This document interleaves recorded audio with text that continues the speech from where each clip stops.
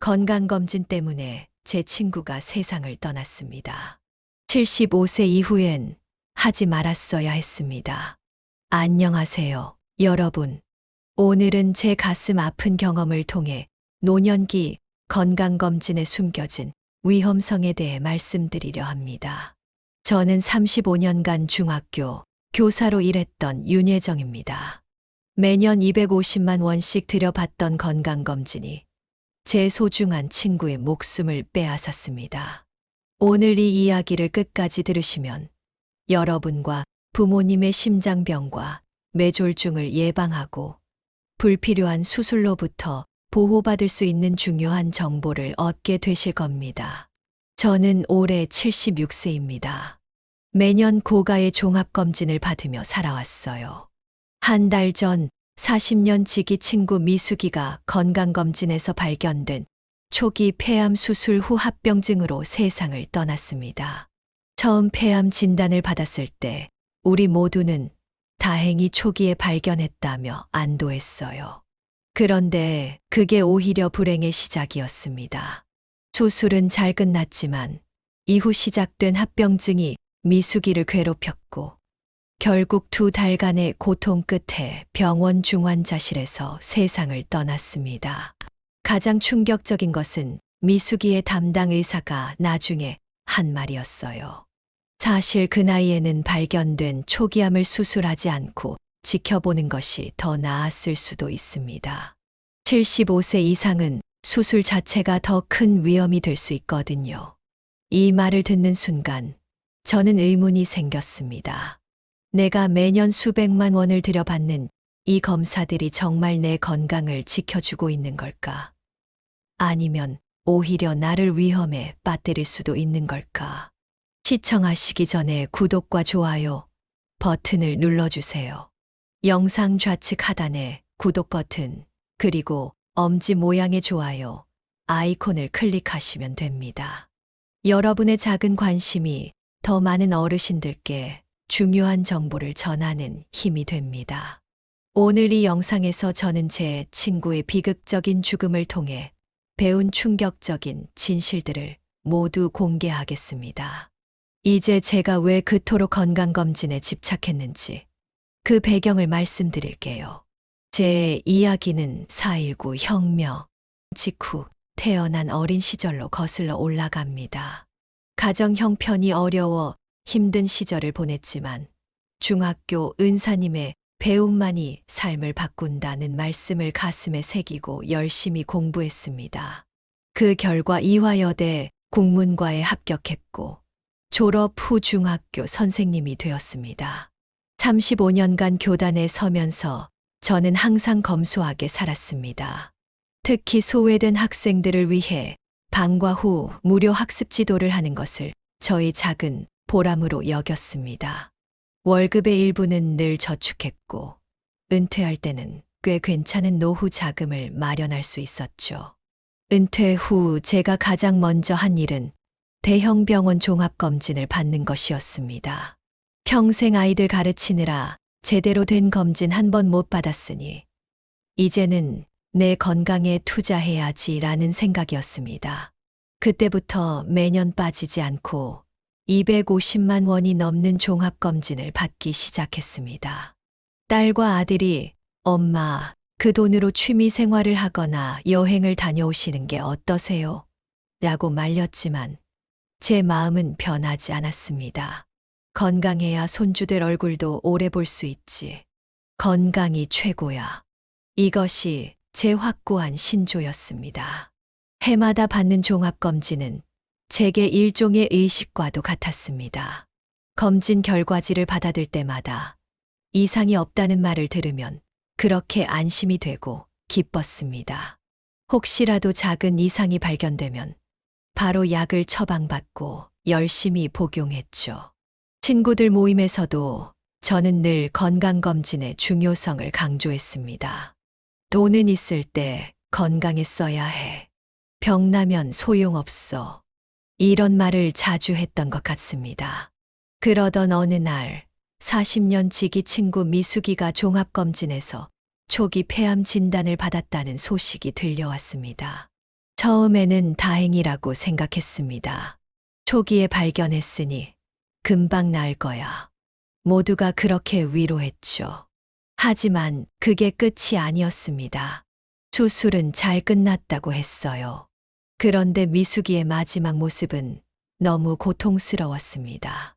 숨쉬기도 힘들어하고 온몸에 관이 꽂힌 채로 그 모습을 보면서 저는 생각했습니다. 이게 정말 건강을 위한 길이었을까? 초기 발견이 축복이 아니라 고통의 시작이었던 건 아닐까? 더 충격적인 것은 미숙이의 주치의가 가족들에게 한 말이었습니다. 사실 이 나이에 발견된 초기 폐암은 수술하지 않고 지켜보는 것이 더 나았을 수도 있습니다. 75세 이상 노인의 경우 수술로 인한 부담이 더 클 수 있거든요. 이 사건은 제 인생을 완전히 뒤흔들어 놓았습니다.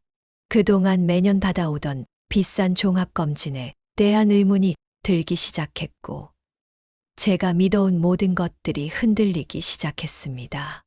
내가 매년 수백만 원을 들여받는 이 검사들이 정말 내 건강을 지켜주고 있는 걸까? 아니면 오히려 나를 위험에 빠뜨릴 수도 있는 걸까? 이런 의문을 품고 저는 가정의학과 의사인 아들 민석이를 찾아갔습니다. 아들아, 미숙이 이모 이야기 들었지? 초기 폐암 수술하고 합병증으로 돌아가셨어. 나도 매년 종합검진 받고 있는데 정말 필요한 걸까? 제 질문에 아들은 깊은 한숨을 내쉬었습니다. 사실 어머니께 꼭 말씀드리고 싶었어요. 우리 병원 의사들 중에서도 자기 부모님께는 고가의 종합검진을 권하지 않는 분들이 많거든요. 특히 75세 이상 어르신들께는요. 민석이의 말에 저는 깜짝 놀랐습니다. 정말, 그럼 왜 병원들은 계속 종합검진을 권하는 거니? 민석이는 충격적인 이야기를 들려주었습니다. 현대의학 기술이 발전하면서 검사 장비는 점점 더 정밀해졌고, 그만큼 아주 작은 이상까지 발견할 수 있게 되었다는 것입니다. 하지만 이것이 오히려 더 큰 문제를 일으키고 있었습니다. 어머니, 75세 이상 어르신들 중에 정밀 검사를 받으면 완전히 정상인 분이 거의 없어요. 뇌에 작은 혹이 있기도 하고, 폐에 작은 결절이 보이기도 하고. 하지만 이런 것들 대부분은 자연스러운 노화 현상이에요. 평생 가도 아무 문제가 되지 않을 수 있는데, 발견하는 순간 환자도 의사도 불안해지는 거죠. 민석이의 말에 따르면 나이가 들수록 우리 몸에는 여러 가지 변화가 생기는 것이 자연스러운 현상이라고 합니다. 하지만 현대의학은 이런 자연스러운 변화까지도 비정상으로 분류하는 경우가 많다는 것이었습니다. 어머니 같은 75세 이상 어르신께서 초기 암을 발견했을 때 수술을 하지 않고 지켜보는 것이 더 나은 경우가 많아요. 그 나이에는 암의 진행 속도가 매우 느리고 오히려 수술이나 항암 치료가 더 큰 위험이 될 수 있거든요. 더 충격적인 것은 의료, 피폭에 관한 이야기였습니다. 한 번의 CT 촬영으로 받는 방사선량은 일반 엑스레이의 100에서 300배에 달한다고 합니다. 많은 분들이 모르시는데 의료 피폭으로 인한 암 발생 위험도 무시할 수 없어요. 일본의 한 연구에 따르면 매년 약 2만 명이 과다한 의료 피폭으로 인한 합병증으로 사망한다고 해요. 민석이는 자신의 병원 동료들 이야기도 들려주었습니다. 대부분의 의사들이 자신의 부모님께는 과도한 검사를 권하지 않는다는 것이었죠. 제 친한 동료 중 한 분은 어머니가 82세인데 종합검진을 전혀 받지 않으세요. 대신 매일 아침 산책을 하시고 규칙적인 식사와 충분한 수면을 취하시죠. 그게 더 건강한 삶의 방식이라고 믿으시거든요. 특히 민석이는 현대 의료계의 가장 큰 문제점으로 수치 중심주의를 지적했습니다. 요즘 의사들은 환자를 보지 않고 검사 수치만 봐요. 혈압이 조금 높다고 약을 처방하고 콜레스테롤이 기준치를 넘었다고 약을 처방하죠. 하지만 그 기준치라는 게 다분히 인위적이에요. 80대 어르신과 40대 성인이 같은 기준치를 적용받는 게 말이 되나요? 더구나 약물 치료의 부작용도 심각한 문제라고 합니다. 특히 고령자의 경우 여러 가지 약을 동시에 복용하면서 발생하는 부작용이 삶의 질을 크게 떨어뜨릴 수 있다는 것이죠. 80세 이상 어르신들 중에는 하루에 10가지가 넘는 약을 드시는 분들이 많아요. 각각의 약이 서로 어떤 영향을 미치는지 정확히 알 수 없는 상황에서 이렇게 많은 약을 복용하는 것은 매우 위험할 수 있습니다. 민석이는 제게 건강검진 대신 실천할 수 있는 간단한 방법들을 알려주었습니다. 엄마, 매일 30분 정도 가볍게 걷는 것만으로도 심장병과 당뇨병 위험을 크게 줄일 수 있어요. 그리고 채소와 과일 위주의 식사, 충분한 수면, 스트레스 관리가 어떤 종합검진보다 더 효과적이에요. 아들의 이야기를 들은 저는 큰 충격에 빠졌습니다.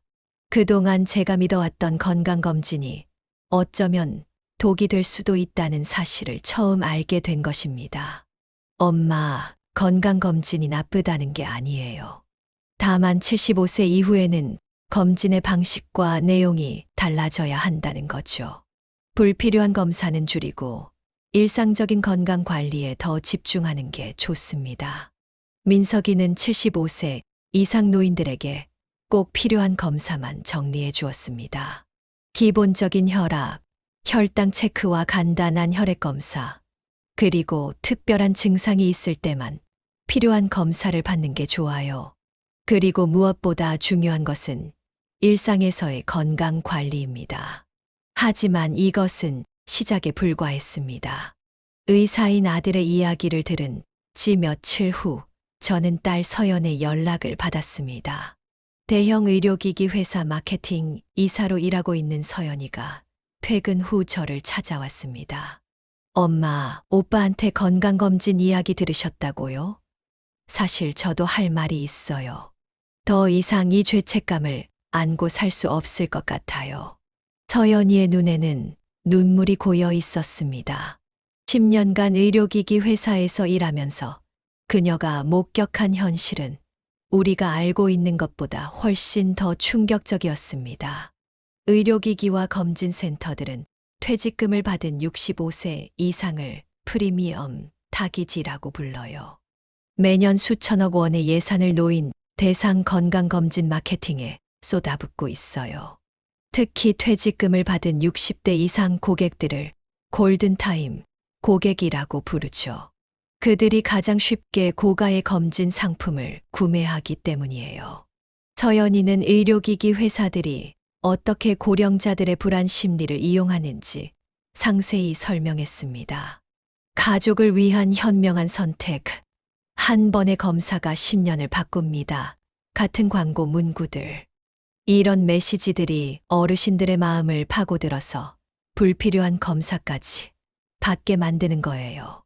작년에 저희 회사가 진행한 한 캠페인은 죄송해요, 엄마. 지금 생각하면 너무 후회돼요. 특히 충격적인 것은 검사 결과 해석에 관한 이야기였습니다. 검진 결과 수치가 조금만 높아도 바로 약물 처방이 들어가요. 그런데 그 기준이 너무 낮게 설정되어 있어요.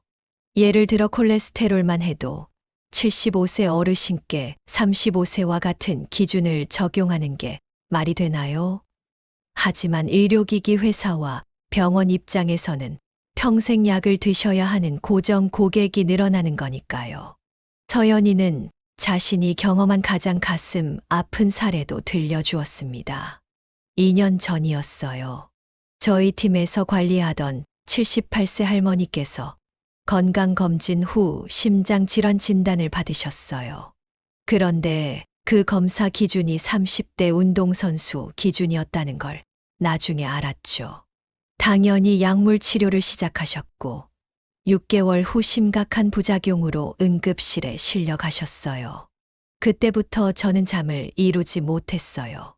그녀의 고백은 계속 이어졌습니다. 의료기기 회사들은 매년 새로운 검진 항목을 만들어내요. 작년에는 없던 검사가 올해는 필수 검진이 되는 거죠. 그리고 그 비용은 고스란히 환자들의 부담이 됩니다. 더 무서운 건 이런 과도한 검사가 불필요한 치료로 이어진다는 거예요. 서연이는 최근 회사를 그만두기로 결심했다고 합니다. 대신 노인 건강 관련 사회적 기업을 준비하고 있어요. 실제로 어르신들께 도움이 되는 일을 하고 싶어요. 지금까지 제가 해온 일들에 대한 속죄의 마음으로요. 서연이는 특히 노인 건강검진의 함정에 대해 자세히 설명해 주었습니다. 엄마, 고가의 검진 패키지 중에서도 특히 조심해야 할 검사들이 있어요. CT나 MRI 같은 정밀 검사는 방사선, 노출 위험도 있고 정상적인 노화 현상을 질병으로 오진할 가능성이 너무 높아요. 그녀는 특히 어르신들이 많이 받는 전신 암 검사의 위험성을 강조했습니다. 나이가 많으신 분들의 몸에는 자연스럽게 작은 종양이나 폴립이 생길 수 있어요. 하지만 이런 것들 대부분은 평생 문제를 일으키지 않고 그대로 있게 됩니다. 그런데 발견하는 순간 불필요한 생체 검사, 수술, 항암 치료가 시작되고 이게 오히려 삶의 질을 크게 떨어뜨리는 거죠. 서연이의 말은 계속되었습니다. 특히 75세 이상 어르신들께는 기존 질병이 없다면 불필요한 약물 처방을 주의하셔야 해요. 혈압약, 콜레스테롤약, 당뇨약. 이런 약들이 오히려 어지럼증이나 낙상 위험을 높일 수 있거든요. 서연이는 대신 어르신들께 정말 필요한 건강관리법을 알려주었습니다. 규칙적인 운동이 가장 중요해요. 하루 30분만 걸어도 심장병, 당뇨병, 치매 위험까지 크게 줄일 수 있어요. 그리고 단백질과 채소 위주의 균형 잡힌 식사, 충분한 수면, 스트레스 관리가 어떤 검사보다 중요합니다. 서연이의 이야기를 들은 저는 깊은 생각에 잠겼습니다. 그동안 내가 매년 수백만 원을 들여받았던 검사들, 정말 나를 위한 것이었을까? 아니면 누군가의 이익을 위한 것이었을까? 하지만 가장 큰 충격은 아직 남아 있었습니다. 서연이가 들려준 마지막 이야기는 75세 이후에는 절대 받지 말아야 할 5가지 검사에 대한 것이었습니다. 의사인 아들과 의료기기 회사 딸의 이야기를 들은 후, 저는 75세 이상 노인이 신중히 고려해야 할 5가지 검사에 대해 자세히 알아보기로 했습니다. 그리고 그 내용은 정말 충격적이었습니다. 첫 번째는 전신 저설량 CT 검사입니다. 엄마, CT 촬영 한 번으로 받는 방사설량이 일반 엑스레이의 300배나 된다는 거 알고 계세요? 아들 민석이가 말했습니다. 특히 뇌 CT의 경우 75세 이상 어르신의 90% 이상에서 뭔가 이상한 게 발견돼요. 하지만 그건 대부분 자연스러운 노화 현상이에요. 문제는 이걸 질병으로 오인해서 불필요한 치료를 시작한다는 거죠. CT 검사 대신 꼭 필요할 때만 일반 엑스레이를 찍는 것이 더 안전합니다. 또한 뇌 건강을 위해서는 매일 15분 이상 걷기, 충분한 수분 섭취, 두뇌 활동이 훨씬 더 도움이 됩니다. 두 번째는 전신암 표지자 검사입니다. 75세 이상에서 발견되는 초기암은 진행 속도가 매우 느려요. 오히려 수술이나 항암 치료가 더 위험할 수 있죠. 서연이가 설명했습니다. 일본의 한 연구에 따르면 80세 이상 환자의 초기 위암을 수술하지 않고 지켜본 결과 5년 생존율이 수술한 그룹보다 오히려 더 높았다고 해요. 암 검사는 가족력이 있거나 분명한 증상이 있을 때만 선택적으로 받는 것이 좋습니다. 그리고 암 예방을 위해서는 채소와 과일 위주의 식단, 적절한 단백질 섭취, 금연, 그리고 적당한 운동이 더 중요합니다. 세 번째는 심혈관 정밀 검사입니다. 나이가 들수록 심장도 자연스럽게 변화해요. 75세 어르신의 심전도 검사에서 완벽한 정상 소견이 나오는 경우는 오히려 드물죠. 민석이의 말입니다. 하지만 이런 변화 때문에 불필요한 약물 치료를 시작하면 어지럼증이나 낙상 위험이 크게 증가할 수 있어요. 심장 건강을 위해서는 복잡한 검사보다 규칙적인 운동, 저염식, 충분한 수면, 스트레스 관리가 훨씬 더 효과적입니다. 매일 30분 걷기만으로도 심장병 위험을 30 이상 줄일 수 있답니다. 네 번째는 고해상도 뇌 영상 검사입니다. 최신 MRI를 찍으면 75세 이상 어르신 대부분에게 미세한 뇌혈관 변화가 발견돼요. 이건 정상적인 노화 과정인데 이걸 병적인 상태로 판단해서 과도한 약물 치료를 하는 경우가 너무 많아요. 서연이가 안타까워했습니다. 그러다 보면 인지 기능이 오히려 더 빨리 저하될 수 있죠. 뇌 건강을 위해서는 복잡한 영상 검사보다 사회적 활동 유지하기, 새로운 취미 배우기, 충분한 수면, 그리고 규칙적인 운동이 훨씬 더 중요합니다. 다섯 번째는 다중종합 혈액 검사입니다. 나이가 들수록 혈액 검사 수치는 청년기와 달라지는 게 당연해요. 하지만 많은 병원들이 30대 기준을 그대로 적용해요. 민석이가 지적했습니다. 그러다 보니 정상적인 노화 현상을 질병으로 잘못 진단하는 경우가 빈번하죠. 특히 콜레스테롤이나 호르몬 수치는 나이에 따라 달라지는 게 자연스러운데 말이에요. 건강한 혈액 상태를 유지하기 위해서는 과도한 검사보다 수분 충분히 마시기, 다양한 채소와 과일 섭취, 적절한 단백질 섭취, 그리고 규칙적인 식사가 더 중요합니다. 이런 검사들이 위험한 이유는 단순히 비용 문제만이 아닙니다. 검사 자체의 위험성도 있지만 더 큰 문제는 그 이후에 뭔가 이상이 발견되면 의사도 환자도 불안해져 적극적인 치료를 시작하게 된다는 점이죠. 특히 충격적인 것은 이런 검사들이 오히려 수명을 단축시킬 수 있다는 사실이었습니다. 서연이가 말했습니다. 과도한 검사로 인한 스트레스, 불필요한 약물 복용, 수술로 인한 합병증. 이런 것들이 모두 위험 요소가 될 수 있어요. 제가 경험한 바로는 75세 이상 환자분들 중에서 건강검진을 자주 받지 않은 분들이 오히려 더 건강하게 오래 사는 경우가 많았어요. 그렇다면 75세 이후에는 어떤 건강 관리가 필요할까요? 가장 중요한 건 일상적인 건강 관리예요. 민석이가 강조했습니다. 규칙적인 식사와 가벼운 운동, 충분한 수면, 사회적 관계 유지. 이런 기본적인 생활 습관이 어떤 검사보다도 더 중요해요. 특별한 증상이 있을 때만 필요한 검사를 받는 게 좋죠. 저는 구체적인 실천 방법을 정리해 보았습니다. 첫째, 매일 30분 걷기, 심장병, 당뇨, 치매 예방에 가장 효과적입니다. 둘째, 식사는 채소와 단백질 중심으로 과도한 탄수화물은 피하고 계절 채소를 많이 드세요. 셋째, 두뇌 활동 유지하기, 책 읽기, 퍼즐, A4 용지에 일기 쓰기 등이 좋습니다. 넷째, 사회적 관계 유지, 주 2, 3회 친구나 가족과 만나 대화하는 것이 중요합니다. 다섯째, 충분한 수면, 취하기, 하루 6, 7시간의 규칙적인 수면이 면역력을 높입니다. 이런 이야기를 들으며 저는 깊은 고민에 빠졌습니다.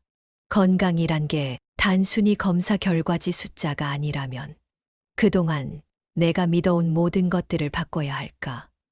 지금부터라도 다른 길을 선택할 수 있을까?